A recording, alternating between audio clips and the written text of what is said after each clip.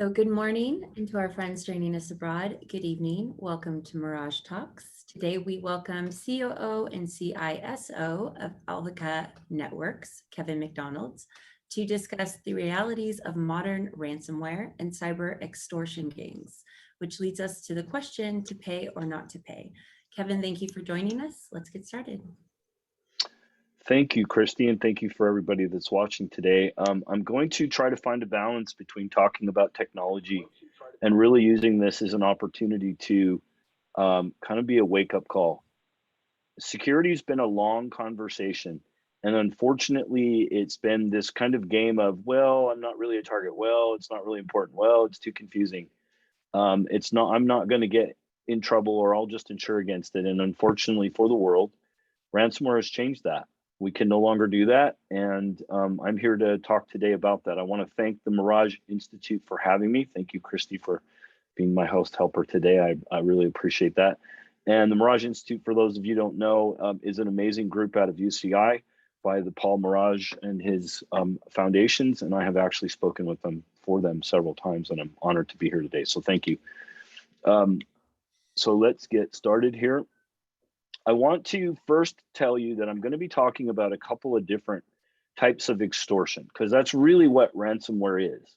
And we'll get into the definitions and kind of that as we go forward, but I'm going to avoid too much of the specifics other than to say the primary form of ransomware we hear about today is that someone plants malware on your machine, effectively encrypts the information, and then plays hide a key with it and says, pay me or you're not going to get your data back.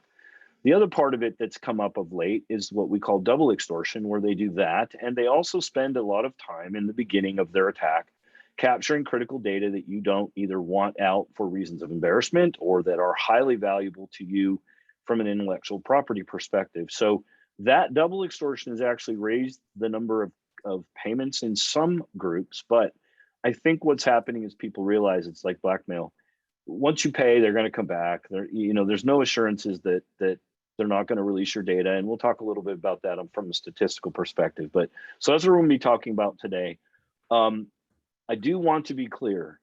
The ransomware I'm speaking about here is not a single computer. Yes, that can be a problem, especially for individuals and small businesses. But we're discussing ransomware that is an entity-wide attack that often affects everybody from the S of SMB all the way up to the Fortune 100. And we have dealt with cases here that have been anywhere from 20 computers up to 20,000 units just for endpoints, and then another 100,000 computers in the entire environment.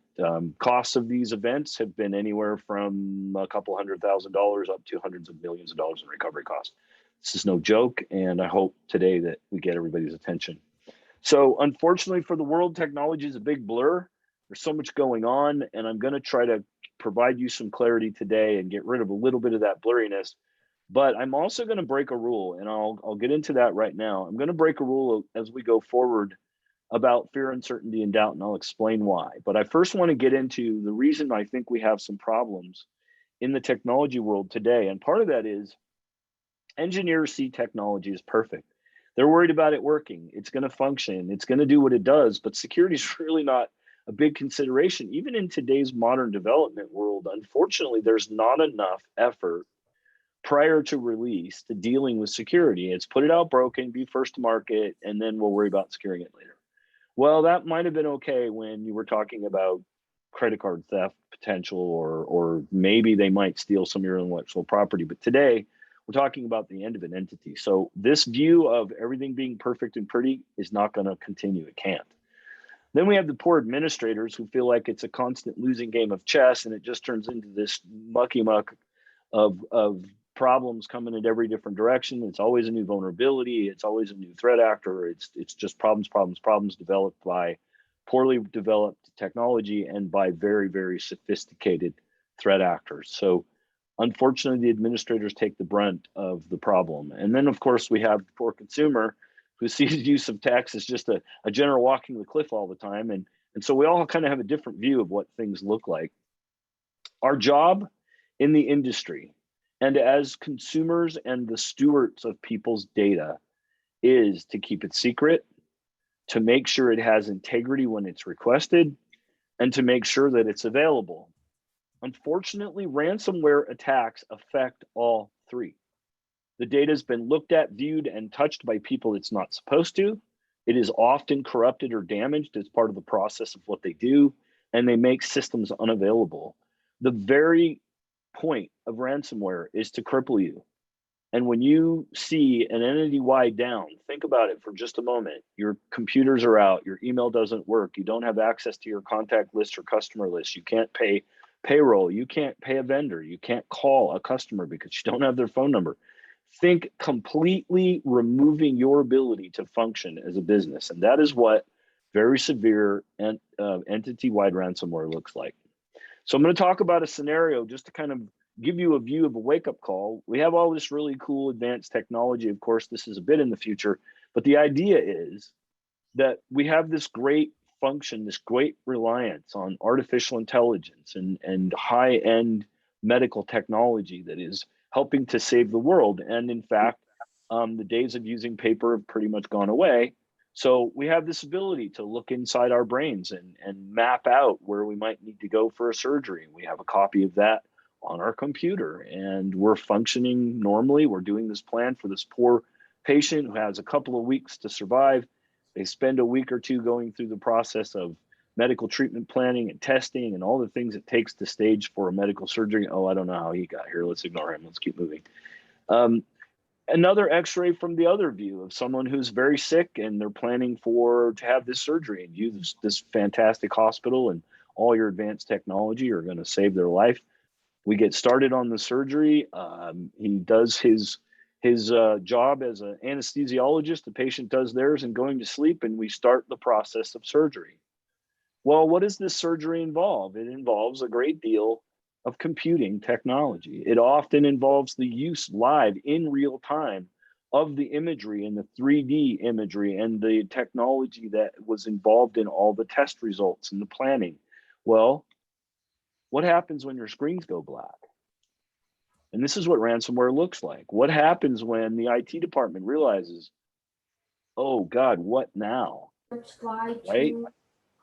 So the bottom line is that ransomware is extremely destructive. What you start getting is you can't do anything. You can't function. And then you get this note.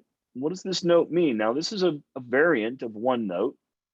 And in fact, each threat actor has their own play on this note. But what this note effectively means is your systems have been taken control by a threat actor. It often can mean all of your systems. It most often means at least the most critical systems. If they have enough time, they'll do as much encryption and as much data capture and destruction as they can. But the reality is you're going to be dysfunctional. So now what do you tell that patient? What do you tell them? What do you say to the patient's family who just basically was told, we have to start over. The imagery's no good anymore. We have to now take the step of redoing the testing, close them back up and start again. And this is not, at all out of the question. There was a patient recently who passed away because a hospital had ransomware and their ambulance had to drive past that facility because they had no way to support them. This is why I'm trying to get to this. And this can happen in medical, it can happen in law enforcement, it can happen in government, it can happen in food distribution, electrical, gas and power, gas, water, power, petrochemical. These are all systems run by computers. And I can tell you that I still fear the day that someone gets control of the petrochemical system and changes pressure valves or does things that could potentially cause really serious damage. So ransomware is no joke. Now, why am I using fear? Well, I came to a conclusion a little while ago that there's only a few things that motivate people. I've been doing these presentations now for about 5 years. I tried to do the nice nudge and tell and convince and maybe beg you to do things. And unfortunately, that just doesn't work. And there's actually good reason for that. And the reason is there's only a few things that motivate human beings. One is hunger. One is love for our family. We have to take care of them and we're willing to take risks and do things for them. One, of course, is greed. We all know that works, right? That's a motivator. But in all honesty, according to the American psychology community, fear is what motivates people. So I'm going to be criticized by my community in the industry for saying, oh, fear, uncertainty, and doubt. Well, let me put it this way. I live every day living in ransomware world. And if you're not fearful, uncertain, and doubtful, you're either not paying attention or you just don't get it. Because this is no joke, and a little bit of fear might actually make you act. In fact, there's a book by a gentleman by the name of Gavin de Becker called The Gift of Fear, which is such a fascinating example of all the reasons why fear was a gift to the human being. You get goosebumps, your hair stands up, you get fear, and you act for a reason. So that's why I'm using it. Let me add a little bit more to the game. This is a single shot of a botnet screen that I took, and botnets are often used to distribute what is the early packages that are involved in ransomware. The way ransomware generally works is someone clicks on a link or opens a file that has malware infected to it that then talks to a command and control system that then downloads additional packages, allows for access, such as it does a screen capture of critical credentials, or otherwise provides a way in or persistent access for a bad actor. Well, if you look at this view, it's 796,159 nodes at this moment within that 24 hours. That's a huge, huge number. This is another example of a map you can look at, but you can see on the side, there's a number of malwares being trapped at any given minute. And this is a constant daily attack. Now, I'm going to use this opportunity to say, those of you that are in small business, those of you in nonprofits, those of you that are doing things that think, oh, I'm not a target. Let me correct your thinking right now. You are not only a target, you are becoming the predominant target for many of these ransomware gangs because they know you're not doing anything. They know you're in denial, and they know that you think they're not, I'm just little, what do I care? Well, scanning systems that are looking for open vulnerability, RDP to the internet, unsecured VPN systems, vulnerable computers that are unpatched at the edge of the network connected to the internal network. These are all things that they're looking for on an automated basis. They're not looking for the name of your company. They're not looking for how much money you make. They're just doing it. Now, they will, of course, decide how much they're going to ransom you in many cases by your ability to pay. They will look at how much money you make and what kind of company you are, make some assumptions, and set your ransom at that amount. These are very sophisticated actors. So let's talk a little bit about the first ransom. Believe it or not, this goes back to 1989. And there was let's call him a gentleman. I don't know how much of a gentleman he was, but he was a Harvard-trained evolutionary biologist. His name was Joseph Pop. And he decided to infect a bunch of diskettes, and I mean a bunch, meaning thousands, and distribute them at the World Health Organization's AIDS conference. This system then infected a computer, made some minor changes that if you were at all sophisticated, you could unravel, but for some people, it still was a bit of a challenge, let's call it. It's different from today's encryption. But then he said, you have to send him $189 to a P.O. box in Panama. Now, he was ultimately arrested, and he ultimately was released because he was mentally ill, according to the courts. But the bottom line was, this is the beginning of ransomware. Today, we have much more sophisticated ransomware. And I'm not going to get too deep into these specifics here because each one has its own background. I do want to say this information comes from a group called Coveware we work with very closely. Coveware, that's Coveware, and I'm not selling, I want you to go look for the information, has very specific information on how to respond, when to respond, if you're in a situation where you can't reach a provider like myself, or you just want to educate yourself. Each one of these has their own methods and their own ransom amounts. To give you an example, the average right now is around $200,000 for a ransom, but the egregor ransom group is $700,000 on average. Now, does that sound like the $500 ransom you're used to hearing about?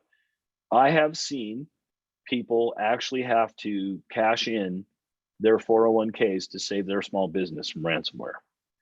And it is one of the saddest conversations I've ever had with someone to think third generation business, losing everything they own, and the only option they have is to give up their retirement that was due in the next couple of years. Please don't be that person. Listen to what we're telling you and do something. So Doppelganger, Darkside, and Sprite Spider are all also common, but not in this list. What is it? What's ransomware? It's a process of encrypting data making it unreadable or inaccessible in some way, and then requiring payment. It's that simple. The methods vary though. There are basic encryption, there's lockers where it locks you out of the computer. There's stuff called scareware, which is actually fake. It's not really ransomware, but unless you're a slightly sophisticated computer user, you may actually not understand that you can get control back of your computer in pretty easy ways. There's doxing, which is they steal your data and threaten to release it. And then one of my favorites is naughtyware. We get a lot of these calls from people who say, hey, I got this note. It says, I saw what you were doing on your computer. You shouldn't be looking at pornography, and I'm going to tell on you if you don't pay me some money. And I have copies of what was on your video cam. Well, bottom line is about 3% of the people who get those actually pay because they're concerned about what they might actually have seen. So most naughtyware is a joke. It's just a pathetic attempt to scare people. And I really do suggest that you just ignore it and don't pay for it. Now, why do they do it? If you have any understanding of the risks of drug crime or other crimes committed by organized crime, you realize it's very expensive. It's high risk. You can go to jail. It often involves some sort of violence or other types of crimes. And the fact is that ransomware doesn't have any of that involved. And the average ransom today is $220,298. It's up almost 50% just from 2020. And we've seen this personally. We are actually shocked at how high the ransom numbers have gone in just about 18 months. It's off the hook. And what's happening, the reason is, one, insurance is paying. Two, people need to keep their businesses going. Jobs are involved. I've seen cases where 200 plus employees lost their jobs as a result of a ransomware case. So the bad guys know people will pay.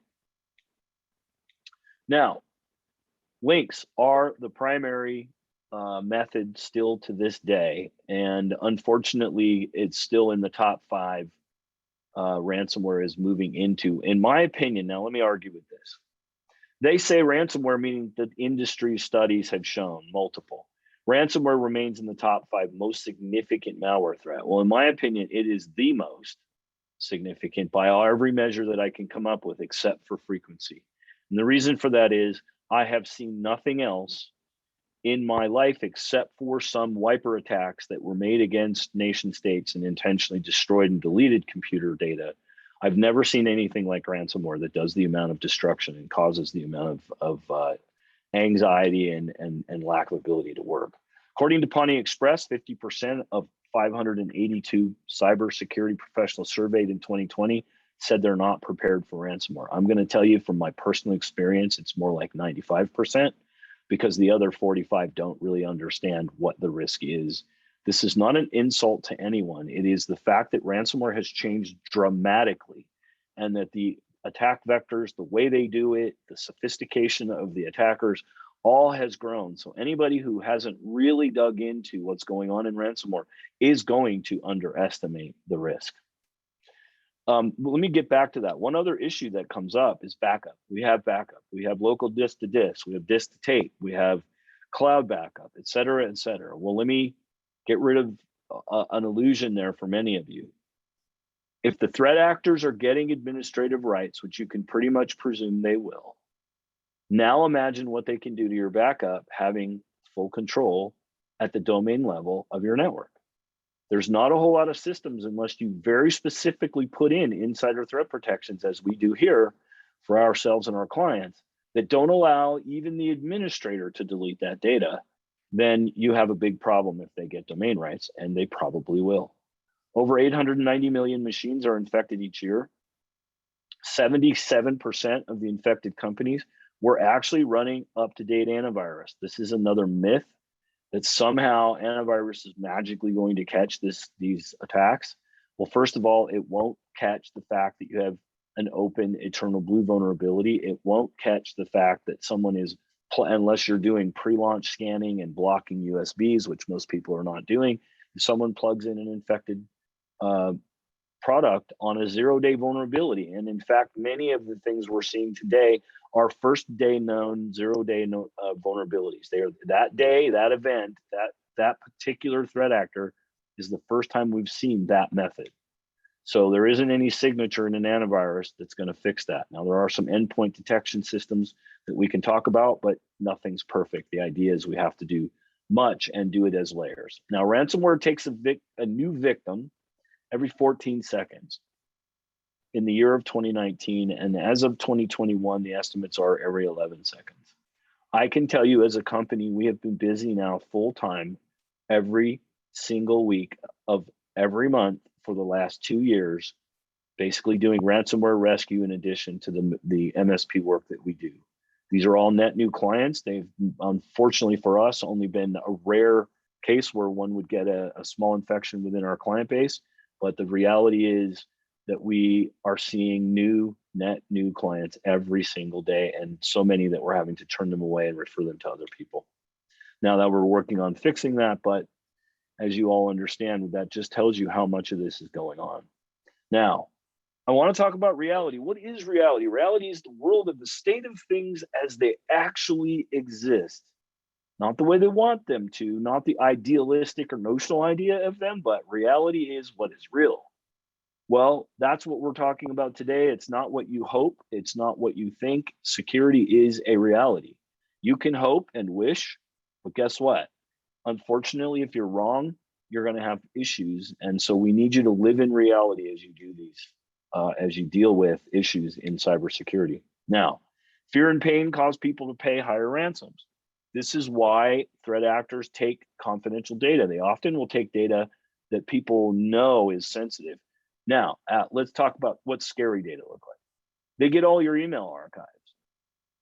How many of you out there have said things in your email about a client, about an employee, about a partner, about family members, about whomever that you would never want to get out? Well, now you have a threat actor threatening to release that on the dark web or publicly post it on their website and show that what you are really about as a person or whatever. So it can be really frightening stuff. Or let's say you have a confidentiality agreement and the intellectual property that you operate with is taken, and now it's being threatened to be posted. Our experience says that on average, it's about $3,000 per server. So if you're trying to do some math for yourself, that's just for the base recovery. That does not include any of the long-term challenges that you have to now deal with, because once you've been attacked, it's very likely you will be attacked again. We're seeing ransoms from 100,000 to 5 million.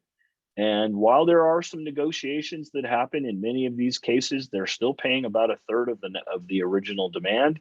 And that still means that they're in the 7 figures. So could you write a check for 7 figures? Some companies are strained to the point of failure. We've seen this, and it's, like I said, some of the saddest conversations I've ever had is with someone who's just spent 40 years of their life and they've lost it all because someone clicked on the wrong link and they didn't have any security in place. Now, what I want to ask you is, please don't be this person. Don't be this, I can't see it, I don't want to hear it, and if I cover my mouth and don't talk about it, then I don't have to do anything about it. This is not the days of ignorance wins in cyber. We've got to do something. So let's talk a little bit about how many people actually get their data back. Now, our experience is much higher than many of the statistics we've seen of late. Some of the statistics are saying that as little as 30% of the people have received keys. We have 100% in the last couple of years have received the keys when they've paid, and we have about a 99.9% recovery rate. I don't know what the difference is exactly. We haven't been able to get those answers, but we are trying. The truth is that if you pay, you often will get the keys. But let me dispel any myths that you might have. Just because you get the keys doesn't mean you're back up that day. Ransomware recovery from any of the particular versions or variants that we've talked about here are days to weeks to months, not hours to days. And it's generally at least 20 days is kind of the average median. And we've seen some that's many longer than that. So you can hope and pray and cry and feel sad and be all of that, but it won't fix it any sooner. So the idea is to prevent you and your company from getting it in the first place. We've seen data stores that are too large. We actually had one case where the decryption took almost a year. So again, you got the key, they got the data, but the image files and the data were so large it took almost a year to decrypt it. If you delay and you don't negotiate with the criminals and you don't have a backup, they often just walk away and say, okay, well, If you don't want to communicate with us, we'll just move on to the next victim. Governments or criminals take down servers. This is something that's actually happened a bit lately. It's an interesting dichotomy. If you leave the servers up, the command and control servers that allow for decryption, they also are the same systems that allow for new attacks. So the government, of course, and even some criminals themselves just move on. Some will actually release the keys after a period of time, but many don't. If a government decides they want to take down an attack server, they just took down your ability to recover. So disaster recovery is vitally important as all of this, and making sure you have insider protected, full backups, verified and tested, not, oh, I have a backup and it's always showed that it's a good backup. If you don't test it, trust me when I say we've seen organizations that swore upside down and sideways that their backup was great. They thought it was showing as good, and then it would fail when it's time to do a recovery. So inexperienced IT staff mess with the malware trying to remove and or recover and cause decryption to fail. We have seen events where people interrupted decryption by shutting off machines that are in the process of decryption and it would not reboot. We have seen people try to remove the malware, irritating the threat actor and causing them to take more aggressive measures. Bottom line is, if you do not know what you are doing, call somebody who does immediately, and do not do anything other than effectively disconnect all systems from the internet. And if you can isolate machines and locations that have not been affected from each other, that's a good idea as well, because the malware can continue to spread as internally as well as externally. So call somebody who knows. All right. Why is this such a big deal? Still, let's talk a little bit more about some of the reasons. And that is that IT and executives don't take security seriously. We really honestly give a lot of lip service to security. I've been feeling like I've been tilting at windmills for the past 20 plus years, and people are just now starting to pay attention. Security is not something you pretend to do. It's not something you partially do. You have to do it, and you have to do it consistently and do it right. IT are often ill prepared for unusual behavior and or requests from their management and staff. And unfortunately, they do things quickly because that's their job. They need to have systems up and running. IT is often allowed to dictate how systems are managed and secured rather than having a dictate from management down. You will have systems patched. You will have an endpoint detection and response service in place, et cetera, et cetera. It's trust without verification. IT does not control access or limit rights. Now, this is often the fault of management. I want to be very clear that much of what happens in today's world in IT goes right to the top. You don't want to deal with any type of potential slowdown. You don't want any type of interruption in process. You don't want to add multi-factor authentication because, God forbid, it takes you 2 seconds longer to log into a system. Well, those are all great things, and you can have that stance. But the reality is, without multi-factor authentication in today's world, you are literally begging to get ransomware, and we'll explain that as we get a little further in. Best practices like patching systems. It's inconvenient. It's not fun. It takes nights and weekends. It's one of the reasons why our company has been so successful, because patching is something that people just don't want to do, and it's one of the things we're really good at, but it is required.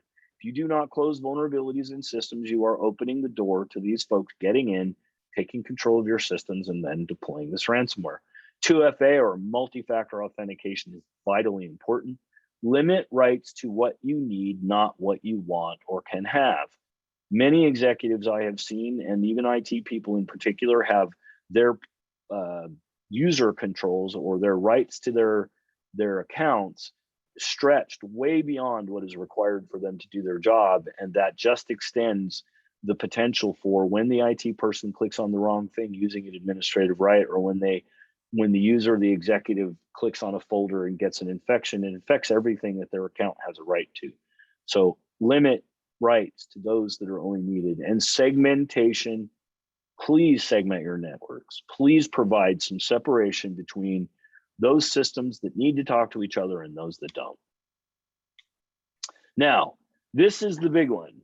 Users are the big problem. Now, they're a big problem only because we allow them too much freedom, and because we've gotten into this position that The user always wins. Yes, it's true. Productivity is vital. Yes, I'm not here to get in the way. No, I don't want to be the office of no.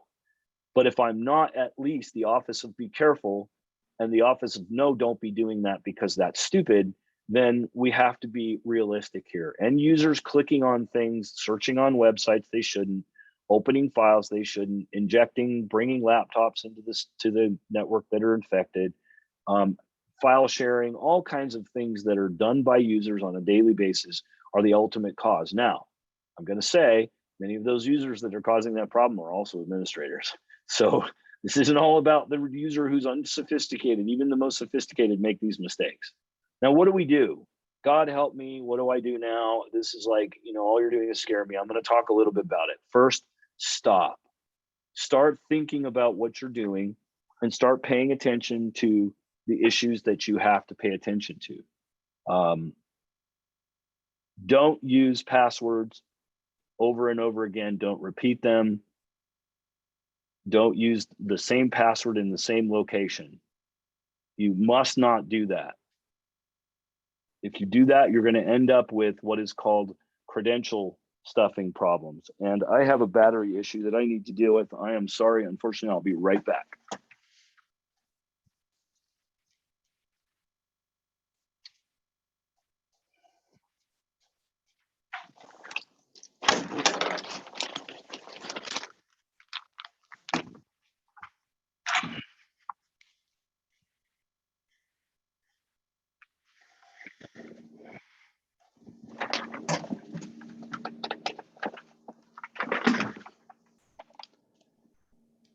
I love this part. Sorry about that, folks. That's not happened in a long time. All right, so we have to keep in mind that if you use a credential more than once, and that credential is stolen, let's say you have a Facebook page and your Facebook is attacked, or your LinkedIn account is attacked, and we've all been sent a notice that our username and our password has been attacked. Well, the reality is, if that happens, they can then use that same username and password on many other accounts. And without 2FA, or multi-factor authentication, that means they now have the username and password to a network or to your computer system at work or whatever it might be. So we have to be extremely careful with not using or reusing passwords. This also means no patterns. If you use a pattern and you put password 123 and the next one's password 1234, trust me when I say there are systems or cracking systems and very smart engineers and hackers, or let's call them cyber criminals, because I don't want to confuse ethical hackers with those that are considered criminal hackers or cyber threat actors. So please don't reuse passwords. Limit account access rights, as I said, stop using accounts with admin rights for daily business. Much of what we see is someone using an administrative account or an account that has rights to administer the system to do normal daily activities. And as a result, when the malware gets in, that causes a problem. If you do nothing else, patch. Please patch. No excuses. Stop making excuses why you're not patching your systems. Implement multi-factor authentication. Put endpoint detection and response mechanisms in place. This goes beyond traditional antivirus. No RDP to the internet. If you put RDP to the internet and then you have no multi-factor authentication or no VPN getting to that system, and it is out facing the internet with any vulnerability whatsoever, you are just begging threat actors to get into your system. Get regular vulnerability assessments and close vulnerabilities in hardware. And then review firewalls, antivirus, Active Directory, access rights, your disaster recovery, and your vendors. Many of these attacks are happening through third-party vendors.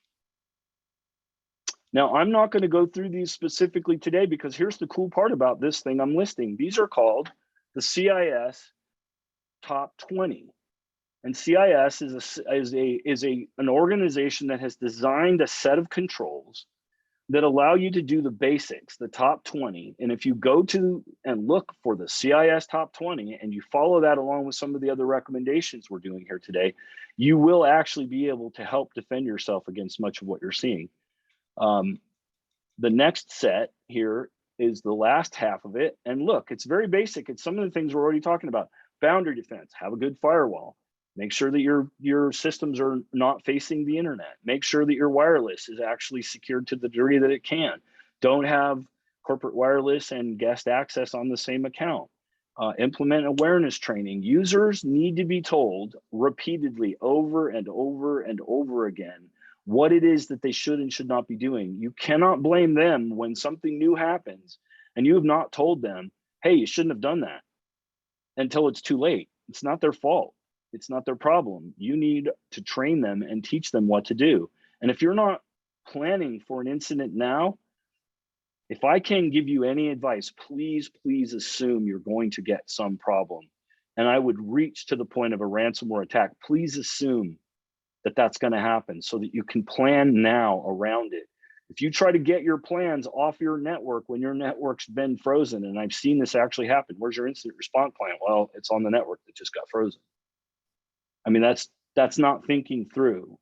Take away the system and now imagine what life looks like without that system and plan. Do penetration testing, take red teams against your network. Let them prove whether or not you're taking security measures. Spam filtering and malware scanning are critical. DNS reputation services, what that does is when you click on a link, it looks at DNS, it goes and decides, is this something, is this going to take me to a bad place? And if it is, don't let it happen. Use password vaults and complex passwords. Don't share them. Don't use administrative credentials unless actually required. Implement segmentation. Use automation. Today's advanced technologies, we'll talk just very briefly about them, are helping. They're not the panacea, but they will help. Human beings can only look at so many things at one time. Conduct training, conduct training, conduct training. And you're going to hear that as a repeat here. You must train both your IT staff about security, to an earlier point that was made in this conversation. That is, security is not something you just learn about one day. It is a daily, constant process of understanding what's out there and monitor all your important infrastructure. A couple of advancements: unsupervised machine learning and advanced EDR are both things that you should be looking at in your network. Unsupervised machine learning is a fascinating technology, depending on the provider. I'm not here to give a pitch for anybody at this point, but the bottom line is these systems learn what's normal, and when it's out of normal, it throws an alert and tells you that it's out of normal. One thing I want to caution you against is please use a professional negotiator if you get into a ransomware situation. The U.S. Department of Treasury warned that if you pay the wrong people a ransom, you may actually be astray of the law and get yourself into significant trouble for sanctioning or for paying sanctioned individuals or sanctioned or embargoed countries. So be very careful about making a payment on your own without help. As I said, many instances, disaster recovery is important. Please make sure you look, targets are accurate. All the targets are covered. The instance and the actual system state is backed up, that you have all of the most recent data and as narrow a gap between the last backup and your most recent as you possibly can. And please, please, please stand up actual servers and test the backup. You cannot let an attack be the time that you do that. Now, I want to give you an example of this is an actual network. And I want to tell you that organization in security is critical. This was a network that they complained about how it looked. The first time I walked in the room, I lifted the cables away from the server and found this behind the wires. Now, that is a keylogger. And that keylogger, they had no idea how long it had been there. It had dust on it. They don't know who put it there. And so bottom line is even the physical organization and physical access control is critical. You can't just rely on, oh, it's in a closet, or it's, we have good antivirus, or we have this or that. It's layered, it's consistent, it's planned. A little bit of fun, this talks about sniffing wireless. If you're not using modern wireless keyboards, for example, they can capture your keys with an Arduino setup. And then this is one of my favorites when I do social engineering. I actually put on a hidden camera and I can walk up behind you and ask you, can you please enter your credential wallet for me while I look the other direction? And the camera that's either on my watch, in my tie, or on my necklace, or eyeglasses, or in one case, a water bottle that I set on the table. We're almost done and we'll take some questions. And that's it. I'll take any questions that we might have.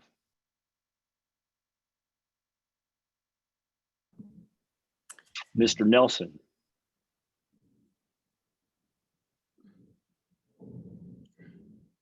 You can also submit your questions on the message board if you'd feel more comfortable.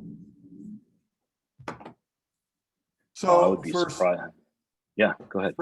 for smaller MSPs that or providers who really this isn't their expertise, do you provide a game plan for them so they know immediately how to call you, how to stop playing with the network, and how to preserve the evidence that you need to proceed? Yeah, so in a single phone call, we immediately start going through sets. We actually have, and thank you for that question, because we hadn't any opportunity to talk about this. We actually do have a game plan, even for those that we may not be able to support. So we send you a typical happening sheet and some things that you can do on your own. We also do provide referrals. We very rarely say we can't help you. What we generally will do is if we can't do it, we will find a partner who can help you. And the bottom line with an MSP is please don't wait. The longer you wait, the higher your risk that something is continuing to happen. And bad actors are not stupid, and they don't take well to being played, is the way I'd like to put it. So if you try to restore the system while you haven't done a good containment plan, we actually work heavily with Kroll Cyber. And they come in and work with us to do a containment plan, and then we do remediation work and support while the others are doing negotiation. This is a team play. Attorneys are always involved. I'm going to strongly recommend that if you do an incident and one of your clients, the first thing you need to tell that client is they need to call their attorney and get coverage of privilege. The idea here is anything that you say, record, or do prior to that attorney being involved in the conversation cannot be protected generally by privilege. And you really do want this event to be covered under attorney-client privilege in case there's a civil action in the future. Does that help answer the question for you, Keith? The other thing is insurance. The other thing I think that's important to cover here is insurance. You must have breach insurance, and that insurance must cover ransomware. The bottom line is that if you aren't prepared to hire an attorney, hire a forensic organization, hire a remediation firm, do communications to all of your end users, et cetera, and pay for a lawyer, sometimes more than one, then you had better have insurance. And in fact, even if you think you're prepared to do that, start thinking in terms of 7 figures for recovery. And so if you're not pre-planning, you're either going to be eating heavily into profits and cash flow, or you're going to be collecting from an insurance company. So I suggest you get insured. Any other questions? It looks like we have one from David McNeil. Are the major bad actors criminals or foreign state actors?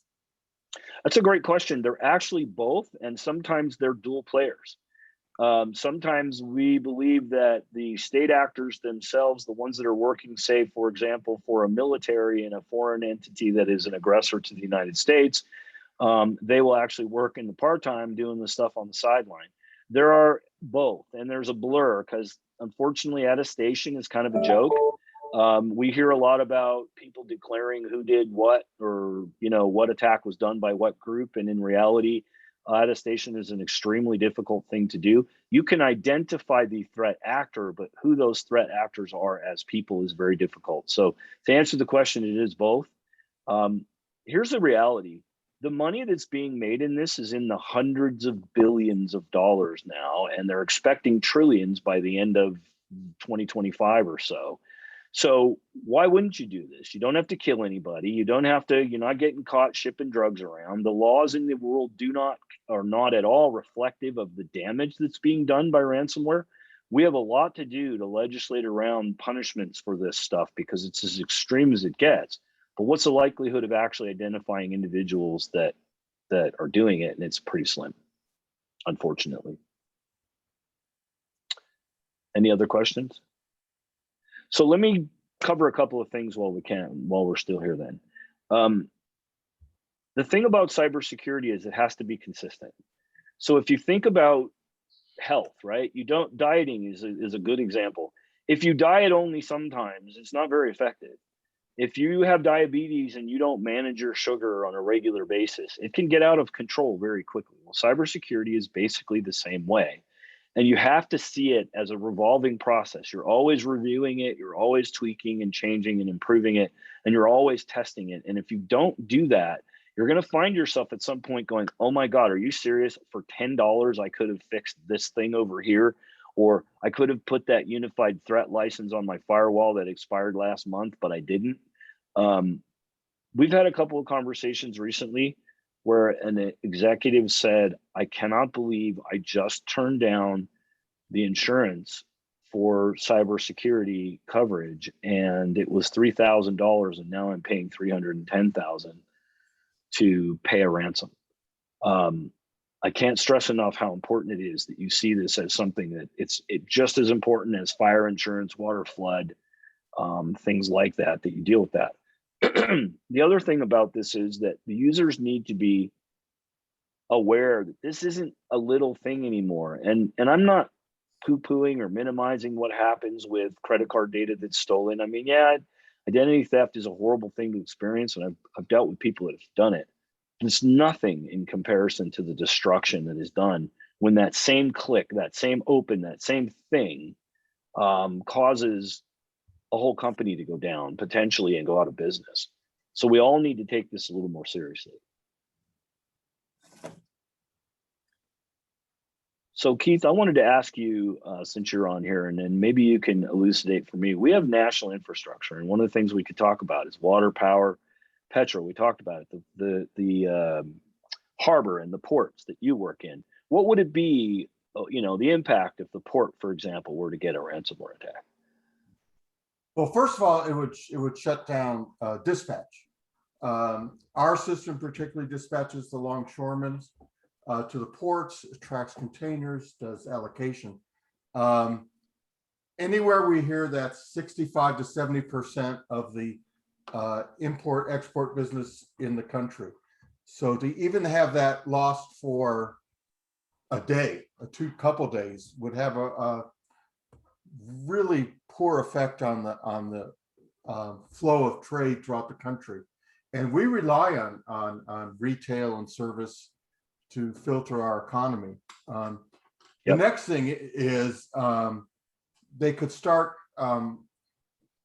allocating not certified workers. And we don't want bad actors on the ports, opening gates, and so on. So it would be a huge it removes the security threat. functions. Yeah, removes the security functions. So I've always listened to you and followed a lot of your guidance. I mean, we do get people all the time, everyone gets at the request. It's easier for me to do my job with full administrative authority. And that's true. It's easier for us. We click one box, we're done. We don't have to hear from them again. But really digging deep and isolating them and creating those silos of must need makes it easier for you to track attempts as well as security. And I don't think people realize that. When you segment networks, and then you see it's easier to fine tune and see unusual traffic in a sector it doesn't belong. What's really going on. So thank you for that. The reason I chose Keith is because Keith is dealing with one of the largest harbors in the world. And ransomware shuts down whatever it is. So if you can imagine food distribution, fuel distribution, in the case of the harbor, everything that comes in and out of this part of the coast. We've seen what happens if there's even a very short strike, for example. I mean, just imagine that across the whole environment. And even if they want to come back, they can't, because they can't function. So again, I hate to use fear, uncertainty, and doubt, but unfortunately, it's what causes people to behave differently. We actually recommend that you do an assessment of what happens. Let's take an example. What happened if we got ransomware today? None of this stuff is available. What do we do? And the first thing you'd realize, I don't have contact information. I don't have client lists. I don't even know who I need to call. I don't even know my lawyer's phone number. Start with a plan to be able to at least start a plan and be able to get access to that plan, and then start testing and figure out what would it take to infect my network? What would I do if it did? Does my backup work? Is disaster recovery functional? These are all critical things. And I unfortunately don't. Point out one more thing I think we often forget. You know, us in the technical field often think, I'd like to say that we have a big red S and a cape, and we think that technically we can resolve all these situations. You need to have a plan that procedurally addresses your client's concerns, so that while you're mitigating damage, they can continue to operate. So not all failover plans are this server to that one. Sometimes it's the old paper way of doing business, so they can function and relieve the pressure of just turn the network back on, just turn the network back on. So let's talk about that. That's an important point. And I hear in the medical field all the time, well, we'll just go to paper. Well, no, you won't, because if your system, let's say someone is getting chemotherapy, and that chemotherapy has been going on for a period of weeks, and a particular drug is being used at a particular dose, et cetera, et cetera. I am sorry, but you do not have the data that you need to be able to treat that patient properly. You can continue to intake, you can continue to do your emergency operation stuff to a degree, but even then, what if your MRI machines and all of the underlying technology that make that worse is also ransom, which also happens. So I think we all need to make the assumption that this is a crippling event, and we have to be around planning to defend against it, because to me, recovery is not an option really, unfortunately, because no matter what, it's going to do horrific damage. So I'm here to tell you, start taking the actions that it takes to get rid of this scourge and stop giving them such an open door invitation to take control of your network. And it really is, in many cases, they're just not doing the basics. I had a friend ask me, if you could spend 5 minutes with a friend, what would you say? And I said, well, it takes about 30 seconds. Get back to the basics.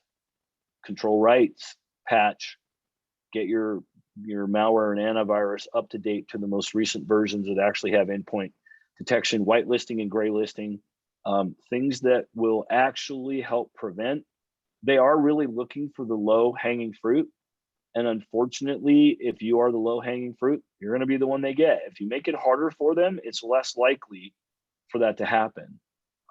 And so I just think it's important that we really do spend as much time dealing with the basics as possible. How are we doing for time, Christy? We've got time for a couple more questions. I have a question for Ali. Do government agencies catch the bad guys? Do you have statistics, and what punishment the guys that got caught get? So I don't have the statistics, and it's kind of ironic. I can tell you, if they get caught and they can actually prove it, it can be decade-long punishments. But that really depends, and here's why. The US government and the Five Eyes groups in our trusted partners, Britain, Australia, the United States, France, etc., are all groups that would take these types of crimes very seriously. But unfortunately, many of the bad actors are coming out of areas such as the Soviet Union, North Korea, China, and other nations that don't see this as a problem. In fact, it's a massive revenue, and it's causing pain to their foreign enemies and foreign adversaries. So the truth is, it really depends on the country. It depends on where they reside. There's not a lot of this action. There's some, but there's not a lot of this activity coming out of the countries in which we can reach into, for example, through warrant cooperation and arrest cooperation. It does happen. There's been a few recent cases where they got 10 plus years, but in comparison to dealing drugs and getting life without, the laws just haven't caught up. Have any more questions like that one? It's a great question. Okay, let's see here. And then we have another question from Carl. Are there any proactive network monitoring tools that you would recommend for finding hosts that have undesired ports open or unsupported deprecated protocols? So there are, and I'm trying to avoid, Carl, that would be one if you can email me. I'm trying to avoid branding too many people here, but I can tell you that some of what we would call the tier 1 endpoint detection and response software today can catch some of that. Some of the protocol issues are really better handled by things like machine learning and artificial intelligence, because they learn what's normal, and if the protocols change within that application, they tend to do a better job. But I would be happy to talk with you about various solutions offline about that without doing ads for people. Hope that answered the question. Okay. So I think this is one thing. It's one thing to try to catch bad actors. It's something else to clean up afterwards. I really think that if we put a lot more energy into stopping them instead of catching them. Now, there is a rule that says it's not if they get in the network, it's when and how quickly can you catch them and stop them. That's my point, is we don't want to be cleaning up after they've been there for 16 months, or in most recent, I think we've seen the dwell time drop to days. These guys are moving very fast, and they're moving with great speed because we are getting better at catching them. We're making it harder, and we just got to continue to make it harder and harder for them. Christy? Well, on that note, I think that wraps up today's session. On behalf of Paul Mirage, Kevin, thank you so much for taking the time to enlighten our Mirage tribe. Thank you. And everyone for joining us. We really appreciate your time. Take care. Thank you for having me.